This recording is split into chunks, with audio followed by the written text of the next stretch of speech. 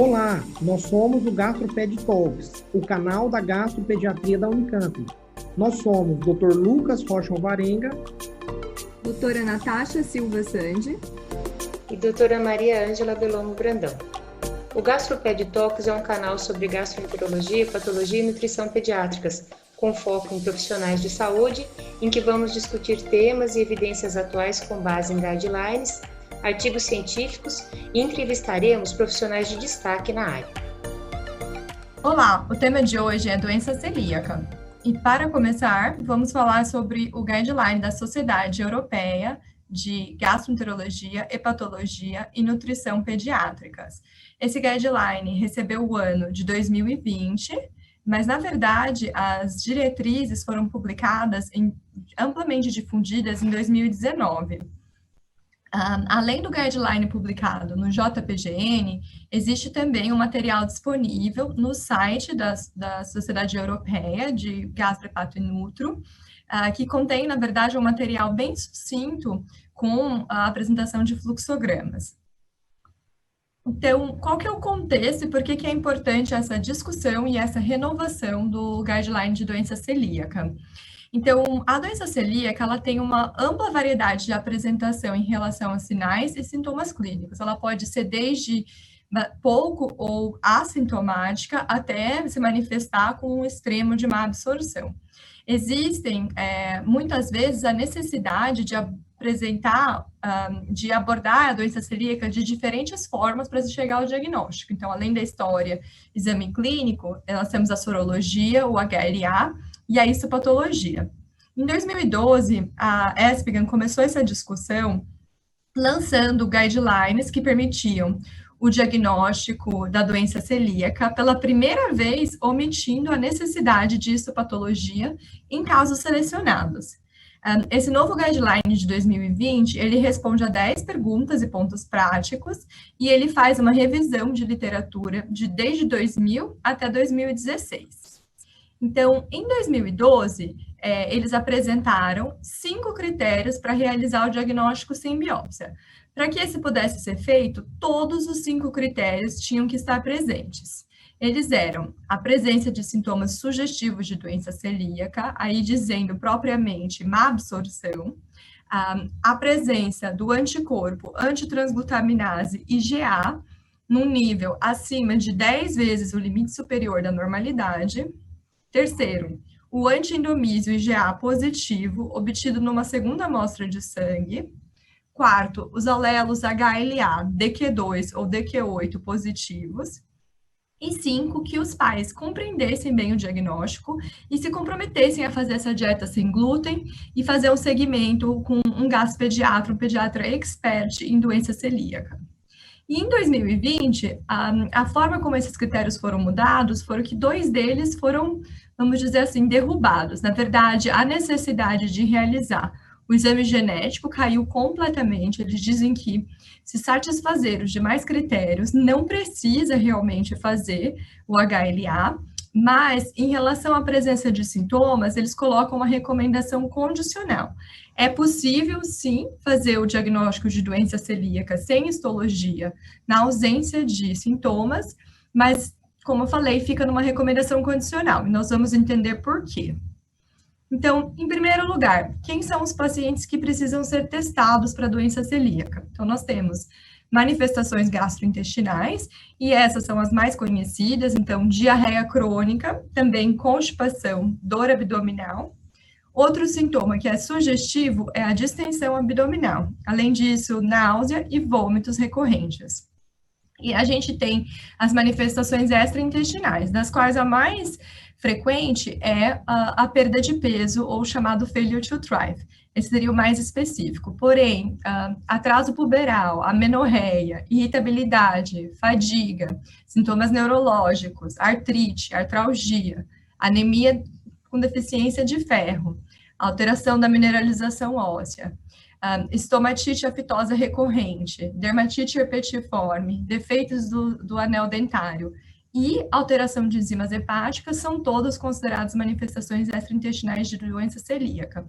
Eu chamo a atenção para dermatite herpetiforme, porque ela é diagnosticada com biópsia, então em que você vê a deposição de GA no rache, e frequentemente a dermatite herpetiforme vai ter a sorologia falsamente negativa. E existem ainda condições específicas em que há um risco aumentado de doença celíaca, e esses pacientes devem ser testados. Então, parentes de primeiro grau, de alguém que recebeu o diagnóstico de doença celíaca, condições autoimunes, aí principalmente diabetes do tipo 1, mas também doenças da tireoide e doença hepática autoimune, síndromes de Down, Turner e Williams, e a deficiência de GA, que ocorre 10 vezes mais frequente em pacientes com doença celíaca do que na população geral. E como que a gente vai testar esses pacientes com doença celíaca? Então, nós sabemos que existem 4 tipos de anticorpo, que são o antitransglutaminase, o antiendomísio, a antigliadina tradicional, vamos dizer assim, e a antigliadina deaminase. Além disso, cada um desses anticorpos, a gente tem a forma IgA e a forma IgG. A avaliação inicial de um paciente com doença celíaca deve ser feita sempre com IgA total e antitransglutaminase IgA. E o guideline coloca muito claro que essa recomendação independe da idade da criança. Precisa se garantir que há consumo de glúten, né, suficiente antes da biópsia, então, na suspeita, o paciente deve continuar consumindo glúten, e eles colocam também de uma forma bem clara que não é para usar outros anticorpos na prática clínica rotineira para esse screening inicial do paciente.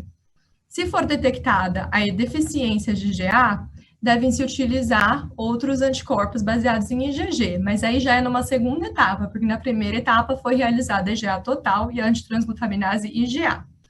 A biópsia, para pacientes que tenham a IgA antitransglutaminase positiva, em níveis que eles chamam de baixo, e baixo é abaixo de 10 vezes o limite superior da normalidade, eles vão precisar realizar a biópsia.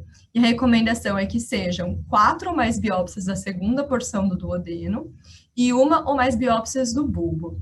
A biópsia tem que ter uma orientação adequada quando ela é lida pelo patologista, e existe uma variação intraobservador da biópsia que é relativamente importante, de 5% a 7% em relação à presença versus ausência de doença celíaca, mas é uma variação maior para os diferentes graus. Então, o diagnóstico sem realizar a biópsia, ele fica possível para os pacientes que têm a antitransglutaminase IgA, maior do que 10 vezes o limite superior da normalidade, e o antiendomísio, também IgA, sendo colhido numa segunda amostra. E eles colocam, como eu disse anteriormente, que isso pode ser feito para pacientes assintomáticos. Qual que é a diferença de fazer isso para um paciente sintomático para um paciente assintomático? É que cai o valor preditivo positivo desses anticorpos. Então, um paciente que tem sintomas compatíveis, seria um valor preditivo positivo de 98% a 100%, dependendo da referência de literatura que vocês leem. Enquanto que no paciente assintomático, isso cai para 94%, 95%. E eles chamam a atenção que os anticorpos têm que ser realizados especificamente com uma técnica que é a técnica com base na curva do calibrador. E que você precisa ter 10 vezes o limite superior dentro da faixa que você mede, né? Por exemplo, perfis de anticorpos que sejam reportadas acima de 180, vamos dizer assim, ele não vai servir se o seu valor de referência daquele kit for 18, porque você precisa ter realmente esse valor reportado. E a biópsia não pode ser omitida se houver deficiência de IgA. Então, se precisar fazer um teste baseado em IgG, não existe mais a possibilidade do diagnóstico sem biópsia. Então, lembrando muito brevemente em relação à histologia. Então, nós utilizamos a classificação de March, e o March 0 seria uma mucosa normal, que tem vilos longos e criptas curtas. O March 1, ele faz uma referência apenas ao aumento dos linfócitos intraepiteliais. E ele é, vamos dizer assim, sugestivo de doença celíaca, mas ele não faz diagnóstico de doença celíaca. No March 2, além desses linfócitos intraepiteliais, há um alongamento das criptas, que elas aparecem como se fossem mais profundas. enquanto que no MARCH3, além da cripta alongar, os vilos, eles diminuem, eles ficam atrofiados. Vale lembrar um conceito que já mudou faz algum tempo, mas que ainda a gente, às vezes, pega relatório de patologia errado, que quando a gente fala em aumento de linfócito intraepitelial, o corte que deve ser usado para duodeno é um valor de corte de 25, acima de 25 já é alterado. Então, e o HLA, o teste genético, né? Então, como eu disse anteriormente, a necessidade de realizar esse teste para todos os pacientes para fazer diagnóstico sem a biópsia, ele caiu por terra.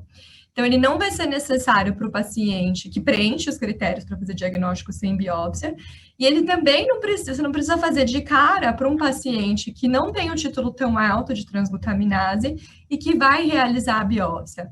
Por que, vamos dizer assim, a gente fugiu um pouco da genética? Porque é um teste caro, existe um componente método dependente subjetivo desse teste, e ele não está universalmente disponível. Além disso, ter um teste positivo não confirma um diagnóstico. Ele é mais importante, né, quando ele é negativo, porque quase que praticamente afasta ou indica um risco muito baixo da doença. Quando que fazer um HLA pode ajudar? Quando você pensa que o paciente está em risco de falso negativo. Os pacientes com risco de sorologia falso negativa são aqueles que consumiram glúten por pouco tempo ou um pouco glúten, pacientes que estão em uso de medicação imunossupressora e os pacientes que têm manifestação extraintestinal, especificamente a dermatite herpetiforme, que eu chamei a atenção antes. E o que é a doença celíaca potencial? Então, essa nomenclatura, ela fica reservada para pacientes que têm a sorologia positiva, mas que quando a gente faz a endoscopia e a biópsia, as alterações histológicas estão ausentes, que seria o MARCH0, mucosa normal, ou são as alterações mínimas, o MARCH1, que não é diagnóstico de doença celíaca. Por que a gente pode ter essa doença potencial? Porque o paciente está ingerindo pouco glúten, porque a amostragem da biópsia não foi adequada, então daí a importância de fazer aquele tanto de biópsia, né, 4 da segunda porção, mas pelo menos 1 da primeira, ou porque teve um erro de interpretação. O patologista que está lendo não interpretou corretamente essas biópsias, e aí eles lembram da importância de colocar essa biópsia em orientação correta quando as lâminas são feitas, porque principalmente para falar de atrofia, você precisa ter certeza que os vilos estão cortados perpendicularmente, e é assim que o patologista está olhando. Então, se você confirma, né, afasta todas esses outros interferentes e vê que o paciente tem mesmo doença celíaca potencial, esse paciente ele precisa ser, vamos dizer assim, vigiado, monitorado clínico e laboratorialmente, vai repetir sorologias, possivelmente vai acabar indo para outra endoscopia com biópsia. Então, esses pacientes, eles têm que ser referidos para centros com expertise em doença celíaca. Eles vão ser vigiados da mesma forma ou até mais intensamente do que um paciente com doença celíaca.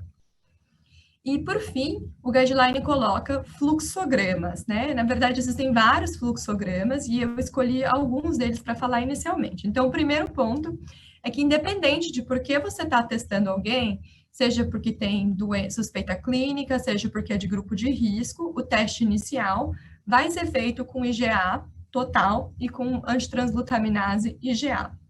Se for positivo, tem que ser referido para um centro com expertise em doença celíaca. Se for negativo e se suspeita muito ainda de doença celíaca, existem algumas coisas que dá para fazer que eu vou discutir mais para frente.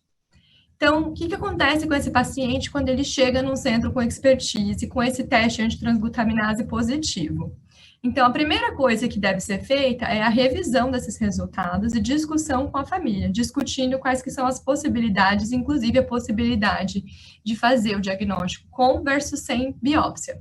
Precisa se confirmar que essa antitransglutaminase foi feita com aquela técnica adequada. Precisa ver qual é o título dessa antitransglutaminase IgA.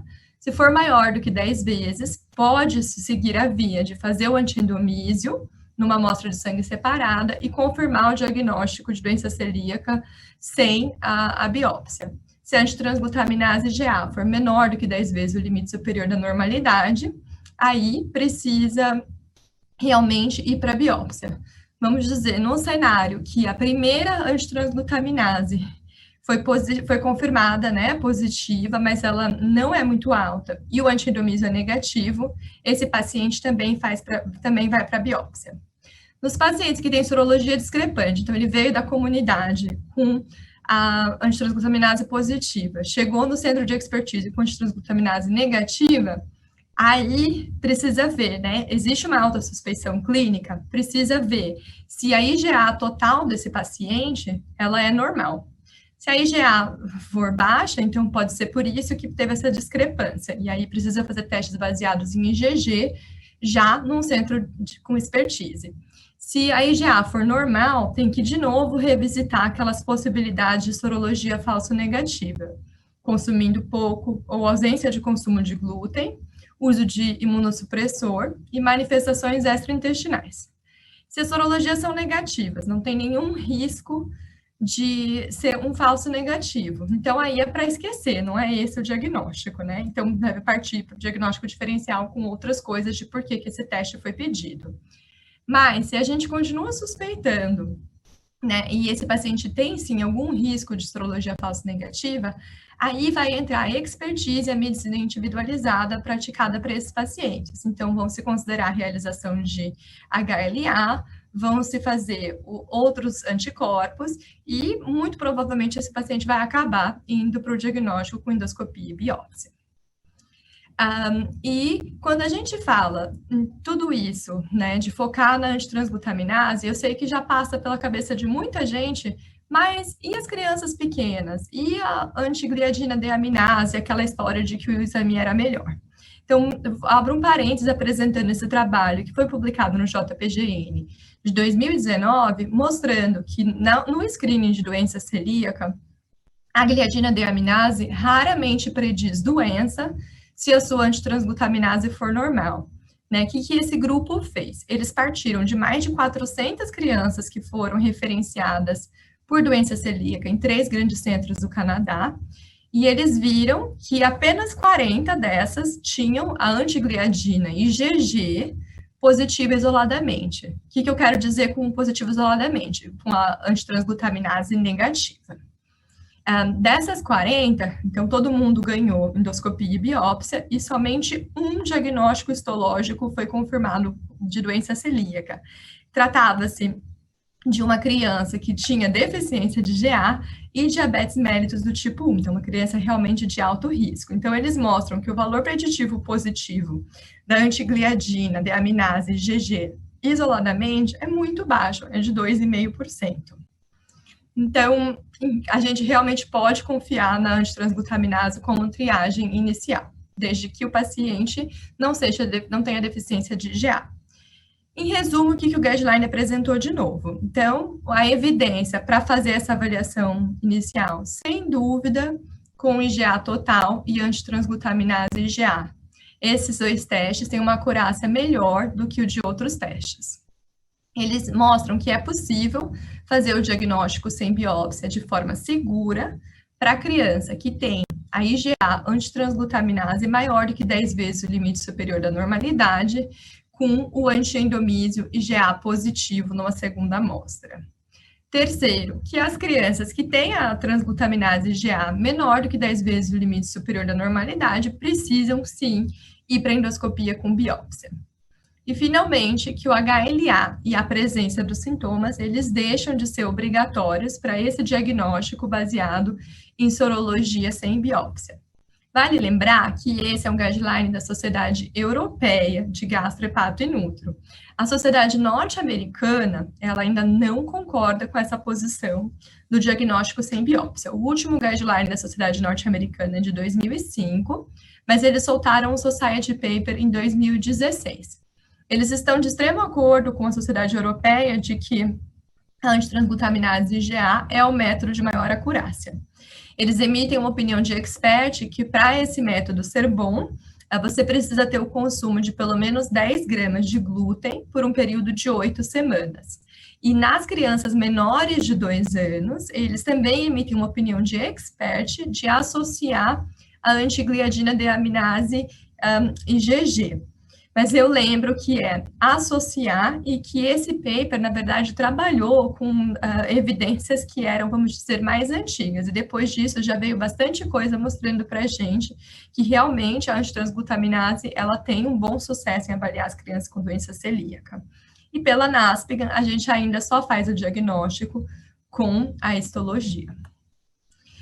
Uma das coisas interessantes desse artigo é uma tabela em que eles comparam a sensibilidade e a especificidade dos testes que são usados para a doença celíaca. E lá a gente vê que a antigliadina transaminase IgA, ela tem uma sensibilidade de 90% a 100% e uma especificidade de 95% a 100%.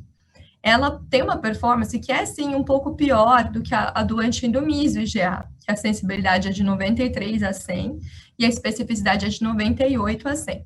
Porém, o anti-endomísio, ele é um teste muito menos disponível, daí a recomendação que ele seja na segunda linha depois do screening. Bom, era isso o que eu tinha para apresentar em relação ao guidelines de hoje. Obrigada por nos acompanhar.